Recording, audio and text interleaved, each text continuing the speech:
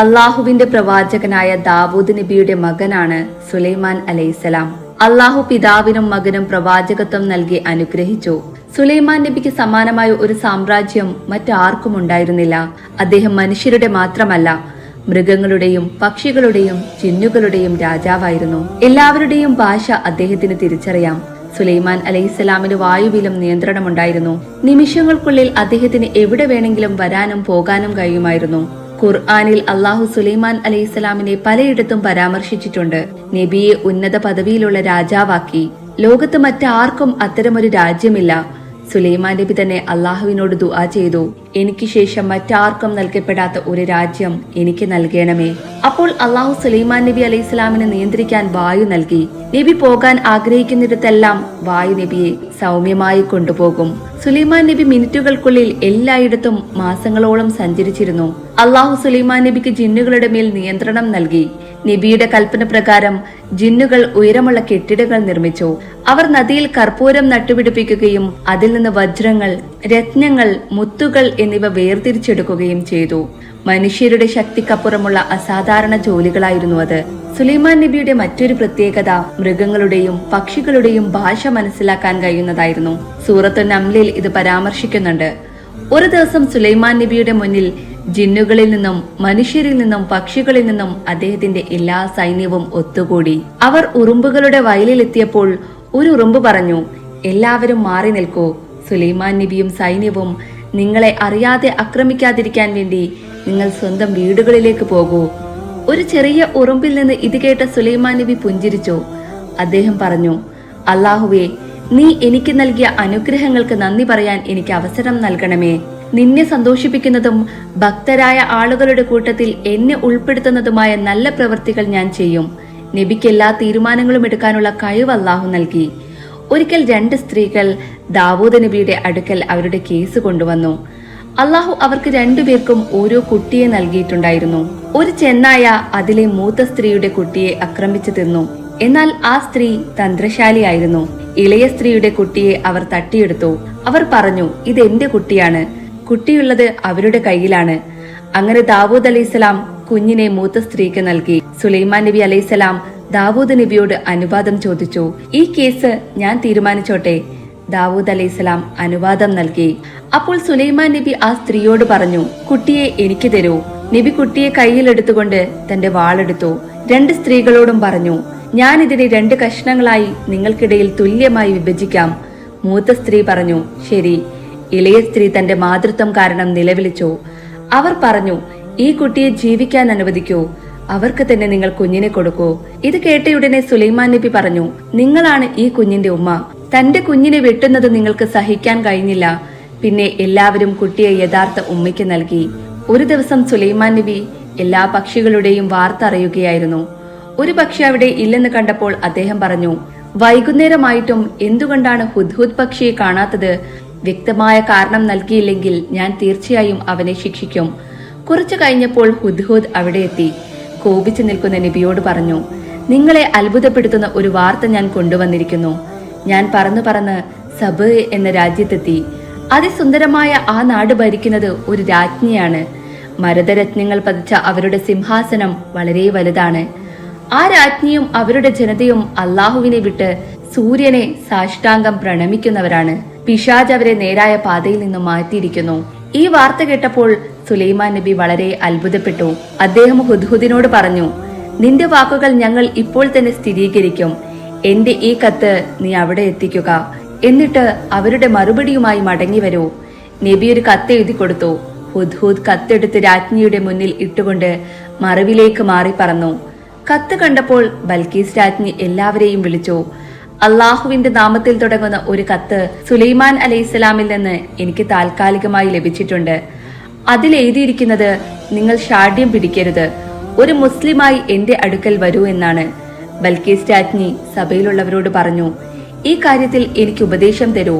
നിങ്ങളുടെ അഭിപ്രായമില്ലാതെ ഞാനൊന്നും തീരുമാനിക്കുന്നില്ല. എല്ലാവരും മറുപടി പറഞ്ഞു, നമ്മൾ ശക്തരാണ്, നമുക്ക് ഉന്നത പദവികളുണ്ട്, നമുക്ക് യുദ്ധം ചെയ്യാം. നിങ്ങൾ എന്താണ് കൽപ്പിക്കുന്നത് എന്ന് സ്വയം ചിന്തിക്കുക. ബൽക്കീസ് രാജ്ഞി പറഞ്ഞു, ഒരു രാജാവ് കുടിയേറ്റ കേന്ദ്രത്തിൽ പ്രവേശിച്ച് അവിടെയുള്ളതെല്ലാം നശിപ്പിക്കുകയും അവിടെയുള്ള ആദരണീയരായ ആളുകളെ അപമാനിക്കുകയും ചെയ്താൽ അവർ തിരിച്ചും അത് തന്നെ ചെയ്യും. അതിനാൽ ഞാൻ സുലൈമാൻ നബിക്ക് ഒരുപാട് സമ്മാനങ്ങൾ ഖാസിദിന്റെ കയ്യിൽ അയക്കുന്നു. എന്ത് തരത്തിലുള്ള മറുപടിയാണ് നൽകുന്നതെന്ന് നമുക്ക് നോക്കാം. സുലൈമാൻ നബി എങ്ങനെയുള്ള രാജാവാണെന്നും അവർക്ക് അദ്ദേഹത്തിനെതിരെ യുദ്ധം ചെയ്യാൻ കഴിയുമോ ഇല്ലയോ എന്നും ബൽക്കീസ് രാജ്ഞി അറിയാൻ ആഗ്രഹിച്ചു. അതിനാൽ യുദ്ധം ആവശ്യമില്ലാത്ത വിധം അവർ പലസ്തീനിലേക്ക് എണ്ണമറ്റ സാധനങ്ങൾ ഉത്തരവിട്ടു. എന്നാൽ ഈ സമ്മാനങ്ങൾ സുലൈമാൻ നബിയുടെ അടുത്തെത്തിയപ്പോൾ അദ്ദേഹം കോപാകുലനായി. ഖാസിദ് സുലൈമാൻ നബിയുടെ അടുത്തെത്തിയപ്പോൾ അദ്ദേഹം ചോദിച്ചു, നിങ്ങൾ എനിക്ക് സമ്പത്ത് കൊണ്ട് സഹായിക്കാൻ ആഗ്രഹിക്കുന്നുണ്ടോ? എന്റെ നാഥൻ നിങ്ങൾക്ക് നൽകിയതിനേക്കാൾ വളരെ മികച്ചത് എനിക്ക് നൽകിയിട്ടുണ്ട്. നിങ്ങൾ നിങ്ങളുടെ രാജ്യത്തേക്ക് മടങ്ങൂ. അവരെ നേരിടാൻ ശക്തിയില്ലാത്ത ഒരു സൈന്യത്തെ ഞങ്ങൾ അവർക്കെതിരെ കൊണ്ടുവരും. അവരെ ഞങ്ങൾ അപമാനിക്കുകയും പുറത്താക്കുകയും ചെയ്യും. ആ ഒരു സാഹചര്യത്തിൽ അദ്ദേഹത്തിന്റെ ഉത്തരം കേട്ടപ്പോൾ ഖാസിദ് ഭയന്നുപോയി. അദ്ദേഹം ബൽക്കീസ് രാജ്ഞിയുടെ അടുത്തേക്ക് പോയി എല്ലാ സത്യവും അവരോട് പറഞ്ഞു. തങ്ങൾ ഇസ്ലാം മതം സ്വീകരിക്കാൻ തയ്യാറാണെന്ന് സുലൈമാൻ അലൈഹിസ്സലാമിന് ബൽക്കീസ് രാജ്ഞി സന്ദേശം അയച്ചു. ഈ സന്ദേശം സുലൈമാൻ നബിക്ക് ലഭിച്ചപ്പോൾ അദ്ദേഹം തന്റെ കൊട്ടാരത്തിലെത്തി. ഓ നേതാക്കളെ, നിങ്ങളിൽ ആരെങ്കിലും അവരുടെ സിംഹാസനം എനിക്ക് കൊണ്ടുവരുമോ? ഒരു ജിന്ന് പറഞ്ഞു. നിങ്ങൾ കൊട്ടാരത്തിൽ നിന്ന് എഴുന്നേറ്റിരിക്കുന്നതിന് മുൻപ് ഞാൻ അവരുടെ സിംഹാസനം നിങ്ങൾക്ക് മുമ്പിലെത്തിക്കും. വേദഗ്രന്ഥത്തെക്കുറിച്ച് അറിവുള്ള മറ്റൊരാൾ പറഞ്ഞു. നിങ്ങൾ കണ്ണു ചിമ്മുന്നതിന് മുൻപ് അവരുടെ സിംഹാസനം ഞാൻ നിങ്ങൾക്ക് മുന്നിൽ കൊണ്ടുവന്നു തരാം. ഉടനെ അദ്ദേഹം സുലൈമാൻ നബിയുടെ മുന്നിൽ ബൽക്കീസ് രാജ്ഞിയുടെ സിംഹാസനം കൊണ്ടുവന്നു. ഇതെന്റെ നാഥന്റെ അനുഗ്രഹമാണ്. ഞാൻ നന്ദിയുള്ളവനാണോ അതോ നന്ദി കെട്ടവനാണോ എന്നവൻ എന്നെ പരീക്ഷിക്കാൻ വേണ്ടിയാണിത്.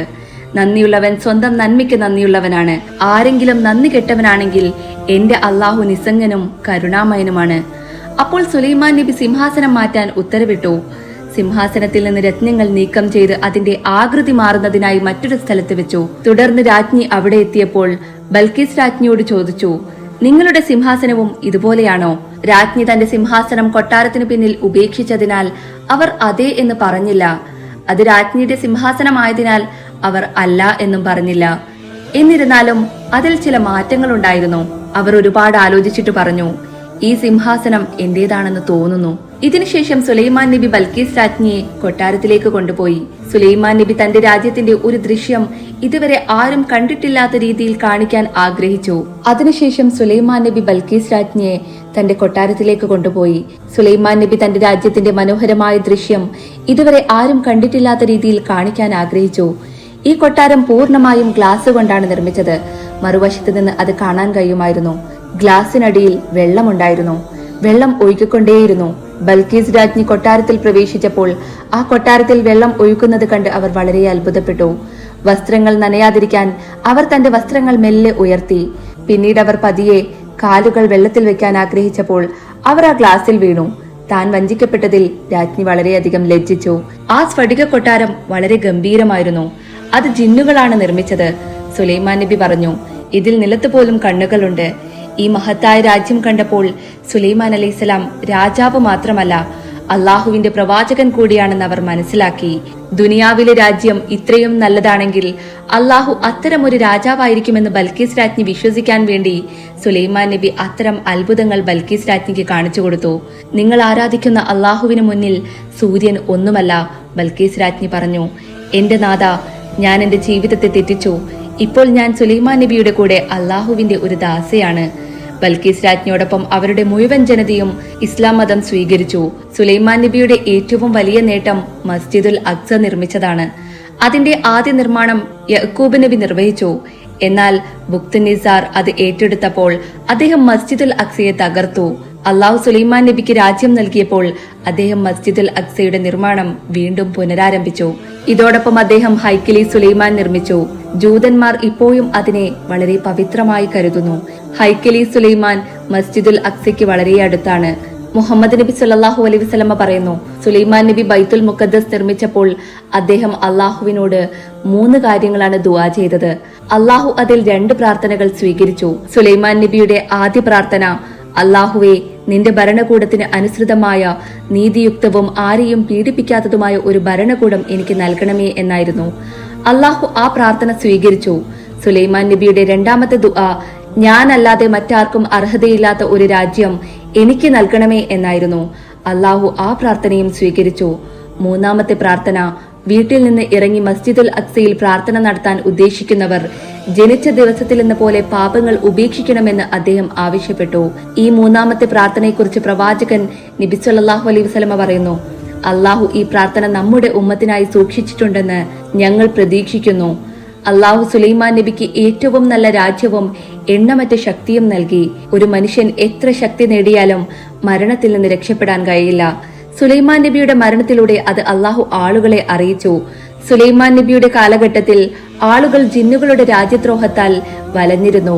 മന്ത്രവാദം വ്യാപകമായിരുന്നു. ജിന്നിന് അദൃശ്യമായ അറിവുണ്ടെന്ന് ആളുകൾ കരുതി. നബിയുടെ മരണത്തിലൂടെ ജിന്നുകൾക്ക് അദൃശ്യമായ കാര്യങ്ങളിൽ അറിവില്ലെന്ന് അള്ളാഹു ആളുകളെ അറിയിക്കാൻ ആഗ്രഹിച്ചു. ഒരു ദിവസം സുലൈമാൻ നബി ജിന്നുകൾക്ക് കഠിനമായ ജോലികൾ നൽകി. അവർ നബിയുടെ മുന്നിൽ ജോലികൾ തുടങ്ങാൻ ആരംഭിച്ചു. നബി അവരെ നിരീക്ഷിച്ചുകൊണ്ടിരുന്നു. സുലൈമാൻ നബിയെ അവർ ഒരുപാട് ഭയപ്പെട്ടിരുന്നു. കാരണം അവർ മടിയന്മാരായിരിക്കുമ്പോൾ നബി അവരെ ശിക്ഷിക്കാറുണ്ട്. നബി അവരെ നിരീക്ഷിച്ചുകൊണ്ടേയിരുന്നു. ആ സമയത്ത് സുലൈമാൻ നബിക്ക് 150 വയസ്സായിരുന്നു. നബി തന്റെ വടി ഊന്നിപ്പിടിച്ച് തന്റെ തല കൈകളിൽ വെച്ച് അവരെ നിരീക്ഷിക്കുന്നതായി അവർക്ക് തോന്നി.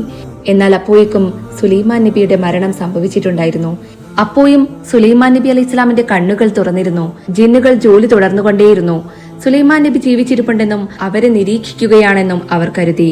സുലൈമാൻ നബിയുടെ ഖലീഫ വന്നപ്പോൾ നബി മരിച്ചുവെന്ന് തിരിച്ചറിഞ്ഞു. പക്ഷെ അദ്ദേഹം ജിന്നുകളോട് അത് പറഞ്ഞില്ല.